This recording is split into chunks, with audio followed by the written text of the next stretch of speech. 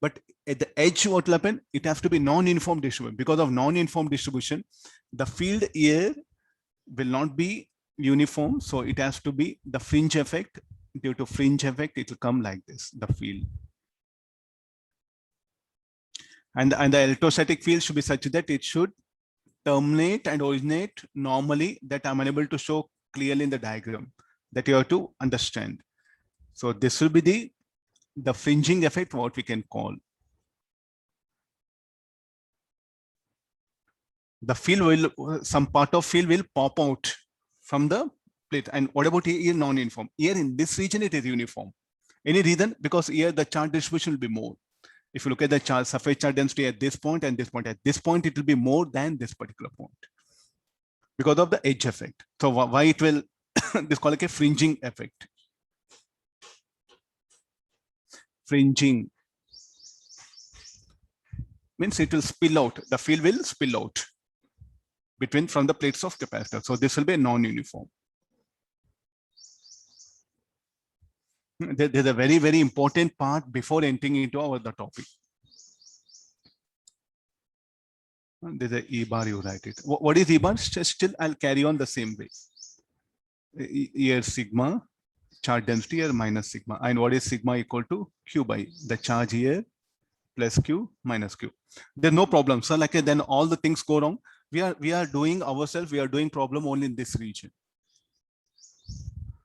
Okay, let's take now I'll introduce a dielectric slab between the plates of a capacitor.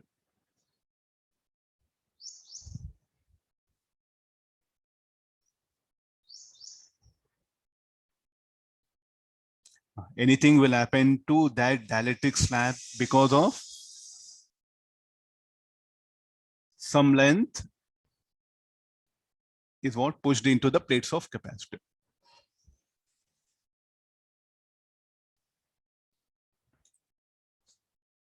I'll copy this so that later we can use it. Anything will happen to dielectric slab. So there's a slab having a dielectric constant K. The charge on the plates is Q. Some X length of the slab is going to get into the plates. And we know positive charge is present here.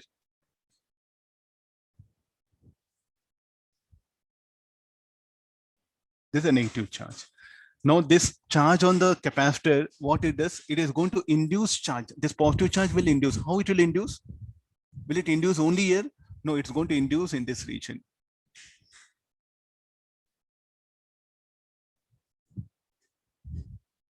And it will induce, this negative plate will induce a charge in this way. Sir, why you are showing the charge, induced charge here? I think you know the electrostatic field, and it will spill out. No, here, not only here, it will spill out. So shall we go for the charge further showing here? And what about the distribution of charge? Will not be uniform, because you know the field will be like this, because the field will come here. So there's nothing called like a here. Of course, sir, like will there be any induced charge in this region? Are you sure, sir? Will there be induced charge? Anybody? Because how the electric field here will be parallel, no? So therefore, there should not be any induced charge in this region. I think in advance, they may test you with these things also. Be careful.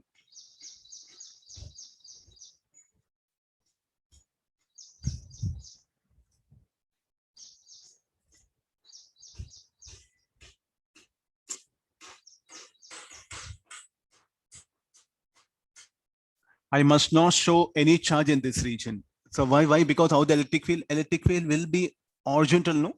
But here it's possible. So what about here from why induced charge? It will be like this. The electrostatic, this green color lines of force will induce charge here. Okay, now look at this. This positive charge on a plate will interact with the induced charge on a slab. So because of that, the force on the slab will be in this direction, F dash. Here, F dash. The net resultant force, how it will be in this direction.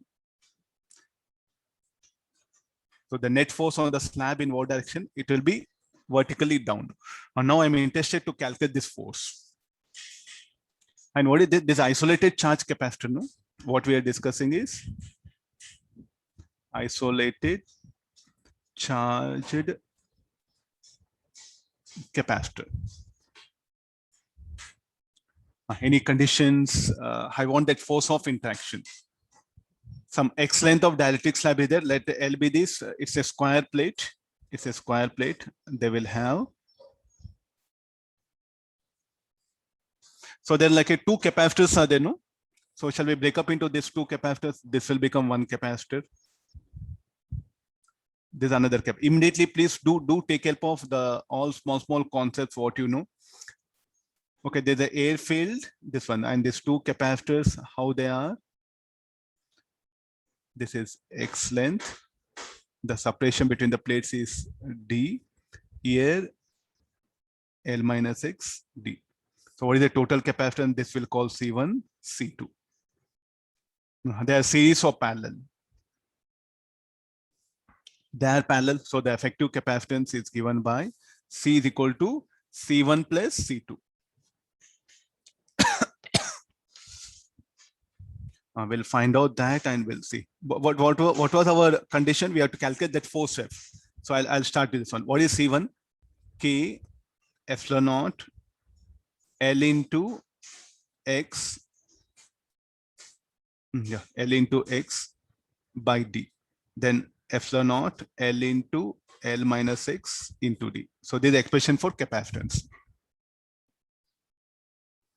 Okay, further, I think we can simplify this. F naught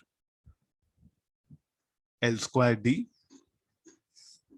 One more, F naught L D.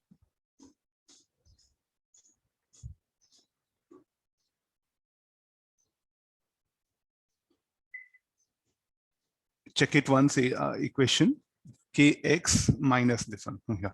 So this will be the expression for capacitance. Okay, now let's get the expression for energy. What will happen if I insert a slab? Just I'll bring the slab, some x length, let it be there in between the plates. Then I want this force. Anything will happen to charge. Anybody wants to answer? What can happen to charge? Charge will remain same or varies? Charge has to remain same. Q will remain constant. Isolated charge capacitor remains constant. Then, okay, as Q is constant, so I'm going to put Q square by 2C. So we know value. What is the capacitance? Just now we have brought it. F naught L square D plus F naught L X by D K minus 1.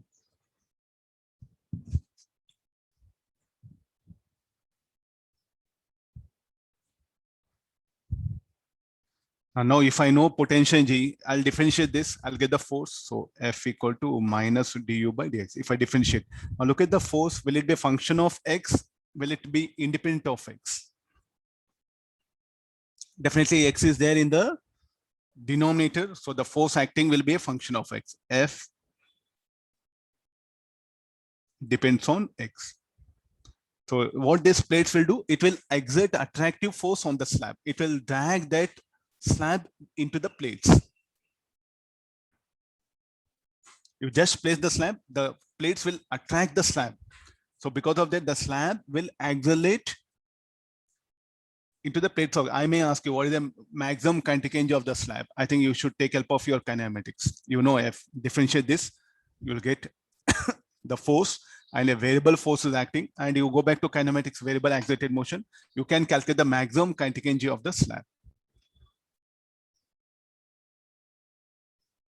So in isolated charge capacitor, if you bring a slab and place it between the plates of capacitor, the plates will exert an attractive force that will be that will depend on the distance x, the x length of the slab between the plates. That's what I am trying to conclude here. What type of motion the slab will describe? Variable accelerated motion. Okay, there's about the thing. Okay, this I may not be very interested. Okay, let's go for. If a capacitor connected to a cell, then if I introduce slab, what force it will exert? Shall we call this an attractive force or a repulsive force? Attractive force. What type of motion? The slab describes. Slab describes variable accelerated motion. Now, they may ask you these things also. Okay, I'll show complete description.